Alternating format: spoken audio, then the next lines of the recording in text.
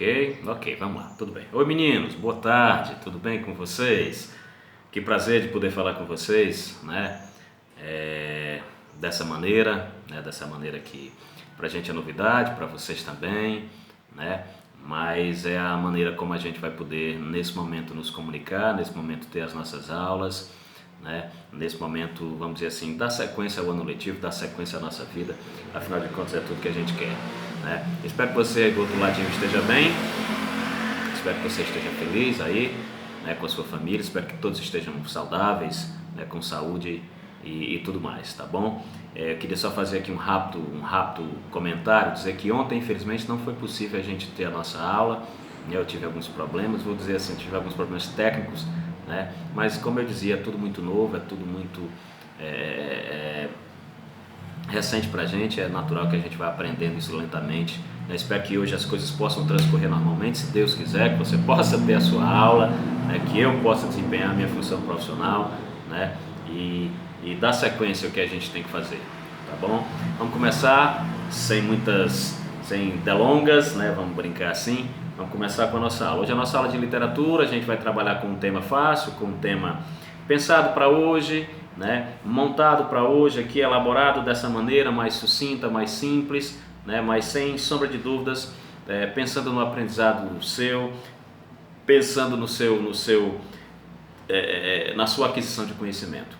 A gente vai falar sobre a origens da literatura portuguesa, tá bom? Como tudo começou, de onde veio, como chegou até a gente e assim por diante.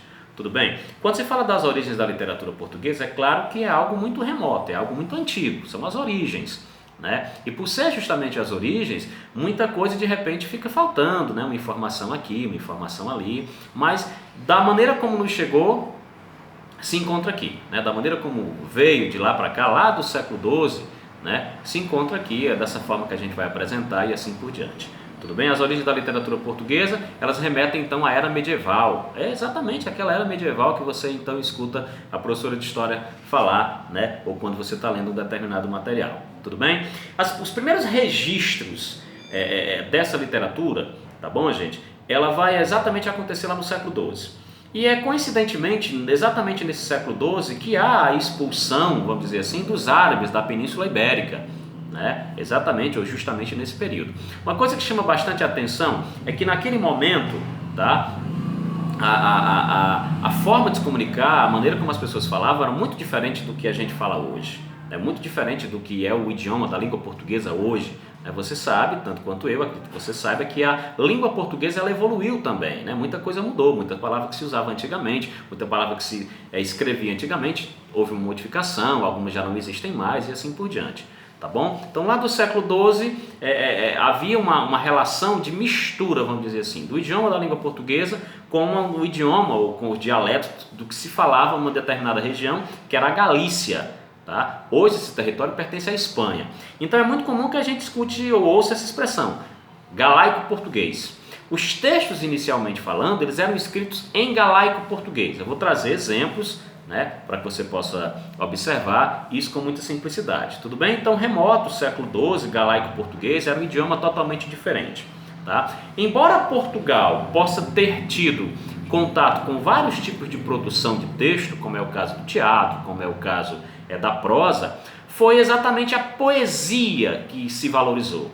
A poesia se valorizou e se valorizou muito graças à ajuda de instrumentos musicais. Tá? Instrumentos musicais esses que deram, vamos dizer assim, uma cara nova, tanto que esses textos começaram a serem chamados de cantigas. As chamadas cantigas, né, lá do período do trovadorismo. A gente está na época do trovadorismo. Na era medieval a gente tem o trovadorismo, a gente tem o humanismo. A gente não vai estar falando dos dois, hoje a gente vai falar somente sobre o trovadorismo. Tudo bem? Uma dessas razões para que a poesia possa ter ganho tanta vantagem, tanta visão, é porque as pessoas não sabiam ler. As pessoas não sabiam escrever. Então eram algumas que escreviam, algumas que consequentemente tinham esse acesso, claro, à aristocracia, né? As pessoas da elite, as pessoas que, enfim, os grandes fidalgos tinham esse acesso. O clero tinha evidentemente também esse acesso e assim por diante. Como esses textos, professor, chegaram até a gente? Como é que esses textos chegaram até a gente? Gente, foi através de coletâneas, através de cancioneiros. Esses cancioneiros que eu estou me referindo são três em especial. O cancioneiro da Vaticano, o da Vaticano ou do Vaticano, algumas edições trazem da Vaticano, do Vaticano, tá? O Cancioneiro da Ajuda e o Cancioneiro da Biblioteca Nacional. Foi dessa forma que esses textos chegaram até o nosso conhecimento, né? E hoje temos acesso para poder estudá-los e assim por diante, tá bom? Eu falei sobre a questão da poesia, mas eu vou aqui estruturar, tá? Eu montei aqui um quadrozinho para que eu possa me basear, para que você possa entendê-lo melhor. Tá ok? Na era medieval, como eu mencionava para vocês, ela vai ser dividida entre duas escolas literárias, dois estilos diferentes da produção de textos. O primeiro estilo, chamado de trovadorismo, escola literária trovadorismo, e a segunda, ou o segundo, de humanismo. No trovadorismo, nós vamos ter a produção da poesia, que é a que mais se destaca, nós vamos ter a prosa e nós vamos ter também o teatro. Tá? Eu vou falar um pouquinho sobre a prosa e também sobre o teatro, e depois eu me dedico em especial à poesia.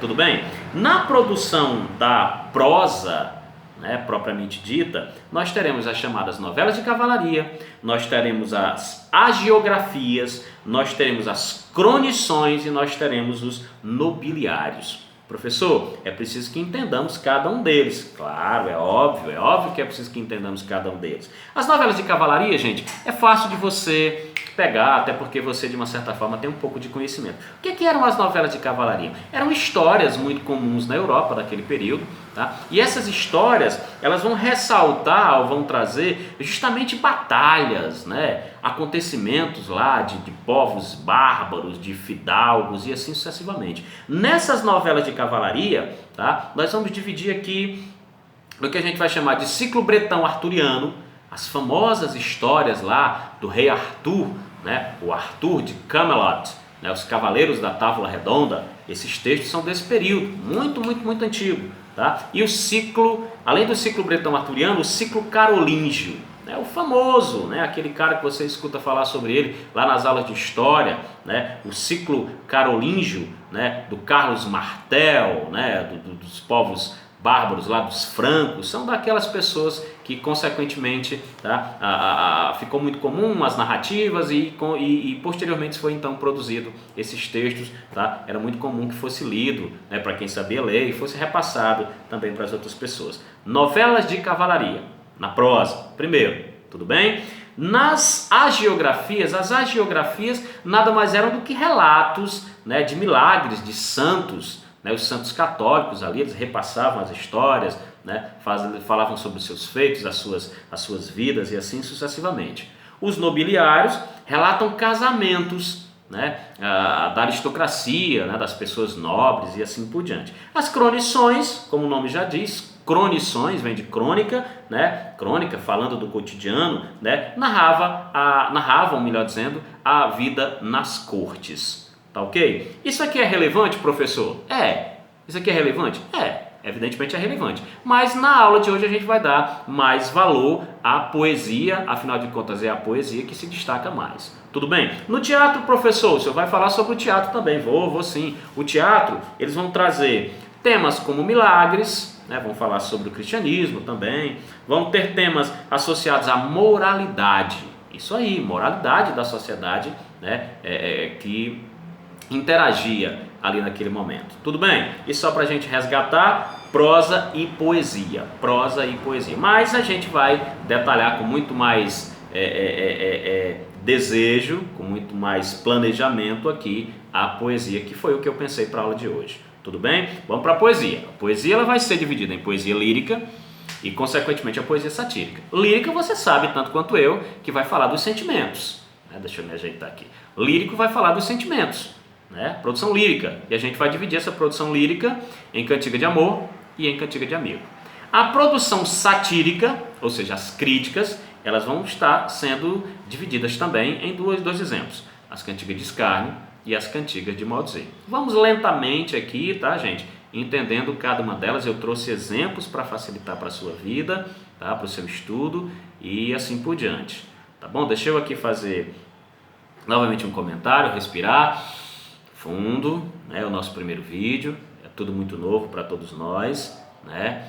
Vai com calma aí, eu também vou tentar ir aqui com calma para que as coisas transcorram normalmente, né? Como se eu estivesse aí junto com você e você estivesse aqui junto comigo, tá bom? A primeira escola literária que a gente está trabalhando é o trovadorismo. Vou fazer aqui rapidamente um pequeno resgate.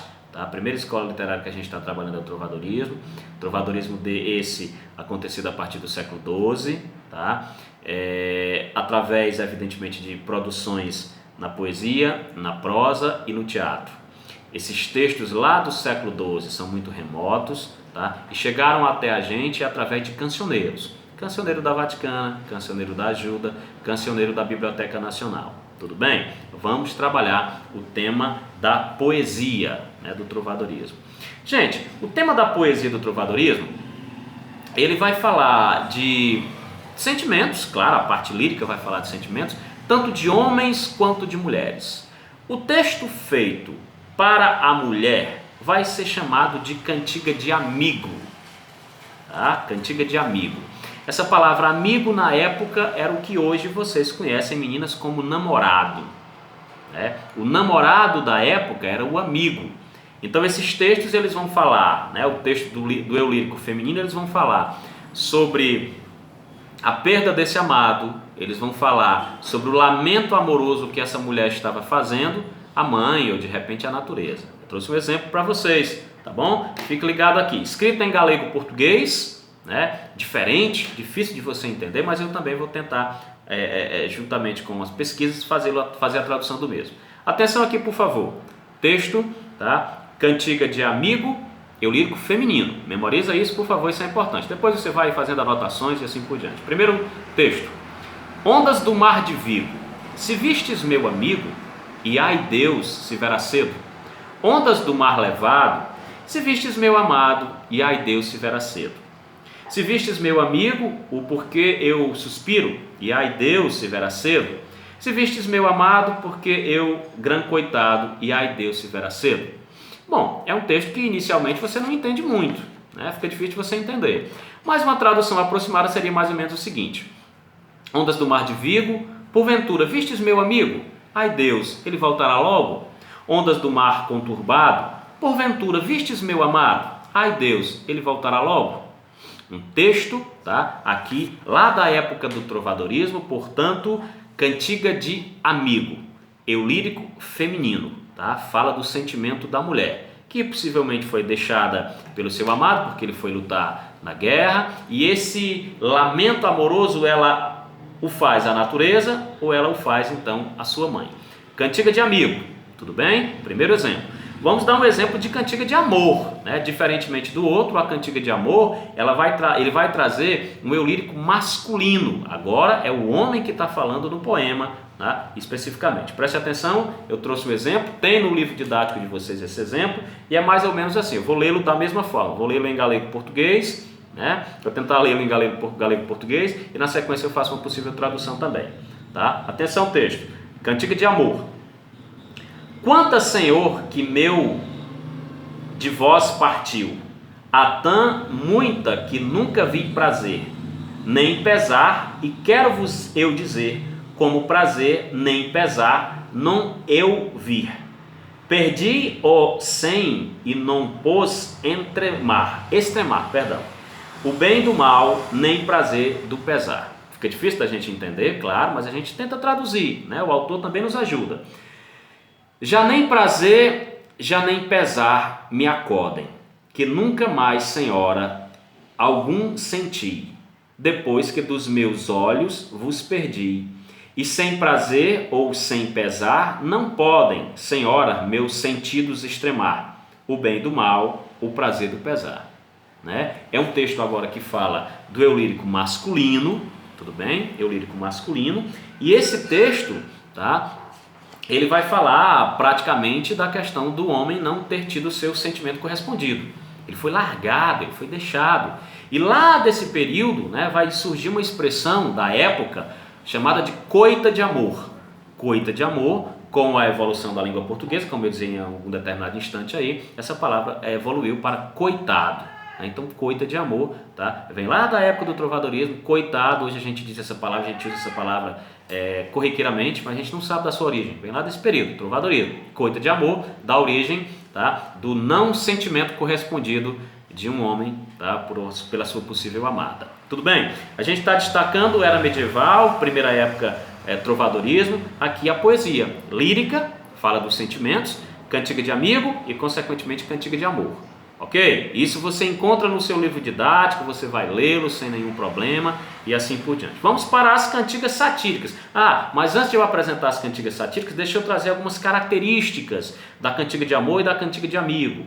Tudo bem? Características da cantiga de amor e da cantiga de amigo. Observa aqui, na cantiga de amigo, isso também você encontra no seu livro didático, não se assuste aí, é só você ir lendo, vendo a aula, fazendo anotação e tudo vai dar certo. Na cantiga de amigo, a gente vai encontrar o seguinte, gente, olha, na cantiga de amigo, eu tenho como características, cantiga de amigo, eu lírico feminino, né, a voz do poema é a figura feminina. Eu tenho também predomínio da musicalidade. Se você observar esse texto que eu li para você, Ondas do Mar do Vigo, Se Vistes Meu Amigo, tem uma certa sonoridade, tá? Predomínio da musicalidade. E ambiente popular, tá? Ambiente popular, rural ou de repente urbano. Ok? 3 características importantes. Na cantiga de amor, a gente vai ter algumas características próprias, é claro. Eu lírico masculino, a voz do poema é masculina, ok? Predomínio então de ideias, né? São ideias, são elaborações, então, tá? E há também uma ambientação, ou seja, um ambiente aristocrático, né? Da nobreza e assim sucessivamente. Se você for ver o outro texto, quando você estiver novamente revendo a aula, ele é mais sofisticado, né? Ele não é tão simples como o outro que é mais musicalizado. Tudo bem? Tá aí, o primeiro momento a gente destacando a poesia lírica, cantiga de amigo e consequentemente a cantiga de amor. Ok? Cantiga de amigo e também a cantiga de amor. Vamos para a segunda parte, né? Segunda parte do nosso vídeo. Aqui a gente tem 16 minutos. Espero que esse vídeo chegue até você. Tá? Estou preocupado com isso, mas se Deus quiser vai dar certo. Vamos para o segundo vídeo.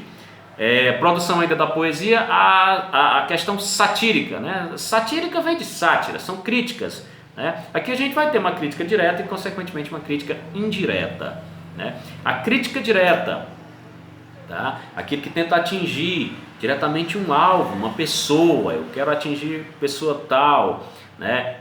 Instituição tal, tá bom? Eu quero atingir, por exemplo, um possível administrador. Cantiga direta. E a cantiga indireta fica ali subentendido, né? Eu digo alguma coisa e a pessoa tem que raciocinar, afinal de contas, para quem é que eu estou dizendo isso, tá bom? Eu trouxe exemplos também para que nós pudéssemos então entender e facilitar a nossa compreensão. Tá bom? Cantiga de escárnio, vamos para a primeira. Cantiga de escárnio é a primeira delas. E aqui eu queria que você entendesse que ela é indireta. Essa é a cantiga indireta, de forma sutil, né? Eu tento atingir ali o meu alvo, vamos colocar dessa maneira, sutilmente, tá certo? Preste atenção aqui nesse fragmento de texto que eu trouxe para você. Ó. De um certo cavaleiro, sei eu, né? Por caridade, que nos ajudaria a matar tal saudade. Deixai-me que vos diga em nome da verdade. Não é rei, nem é conde, perdão, mas outra potestade, que não direi, que não direi, que não direi. Ele não diz aqui diretamente para quem é a crítica. Ele diz assim, ó, de um certo cavaleiro sei eu. Né? Ele não está dizendo exatamente quem é essa pessoa. Cantiga de escárnio, a primeira cantiga, vou dar algumas características também das duas, tá bom? Mas essa é a cantiga de escárnio e a gente está vendo aqui essa questão indireta, ok? Questão indireta, tá bom? Dessa cantiga de escárnio. Vamos para outra cantiga, especificamente, agora a cantiga de maldizer, onde há uma crítica direta, né? Eu critico diretamente alguém, eu quero atingir diretamente alguém, um fidalgo, alguém do clero, né, alguém da aristocracia, né, alguém que poderia ter coragem de dizer algo a um rei, sei lá, algo direto. Vamos a um exemplo bem simples, tá? Um exemplo bem simples, bem simples. Aqui alguém critica uma pessoa chamada de Marina, né? Marina, o teu folgar é desacertado, ando eu desatinado por sua boca suja a se expressar. Aqui é uma crítica direta, E nessa crítica direta que a gente pode observar, uma característica para que você então possa também diferenciar a cantiga de escárnio, né? A cantiga de maldizer, é que na cantiga de escárnio, gente, tudo bem? Vai acontecer algumas expressões mais chulas, né? Mais grosseiras, mais vulgares, tá? Às vezes, em alguns textos, tem até uma questão obscena, né? Cita-se até alguma coisa relacionada à pornografia, tá? Isso fica muito fácil de você entender, é muito fácil de você memorizar também. Cantiga de maldizer, tá? Ela é direta, cantiga de maldizer, ela é direta, e por ser direta, ela traz essas questões, tá? Essas expressões mais grosseiras e assim por diante. Vamos dar características de ambas, tá bom? Da cantiga de escárnio, tudo bem? E da cantiga de maldizer. A cantiga de maldizer, como eu mencionava para você, tá bom? Deixa eu pegar aqui minha folha, só para não me perder enquanto na ordem. Na cantiga de escárnio, ela é indireta, né? Às vezes a gente fica meio confuso, mas vai com calma aí que vai dar certo. Na cantiga de escárnio, ela é indireta, tá bom? Na cantiga de maldizer, tudo bem? Na cantiga de maldizer, ela vai ser então revelada diretamente à pessoa. Tudo bem? Vamos com calma aqui. Características dessas cantigas. Características das cantigas de escárnio. Sátira indireta, como eu dizia. Procura não revelar quem é a pessoa, né? E há uma crítica irônica, certo? Na cantiga de maldizer, nós vamos ter a sátira direta e a gente vai ter também, tá, a revelação dessa sátira do nome da pessoa, ou seja, uma crítica às vezes grosseira, né, com expressões chulas e assim por diante. Tudo bem? Gente, é a nossa primeira aula. Você vai ver essa aula com calma, você vai também rever essa aula com calma. Eu vou propor um exercício para que você possa fazer, tá bom? Espero que possa ter chegado até você aí da melhor maneira possível, né? Repito mais uma vez, é algo novo para a gente, né? A gente fica um pouco tenso, a gente fica um pouco nervoso também para poder lidar com essas coisas e assim por diante, tá ok? Nos veremos na próxima aula, se Deus quiser, tá? Eu gostaria que você, se possível aí, mandasse alguma mensagem para mim, para dizer se chegou direitinho, se você teve facilidade de entender e assim por diante. Tá ok? Valeu, um forte abraço, nos vemos na próxima aula, se Deus quiser. Na sequência, eu proponho o exercício. Valeu, abraço, valeu gente, tchau, tchau.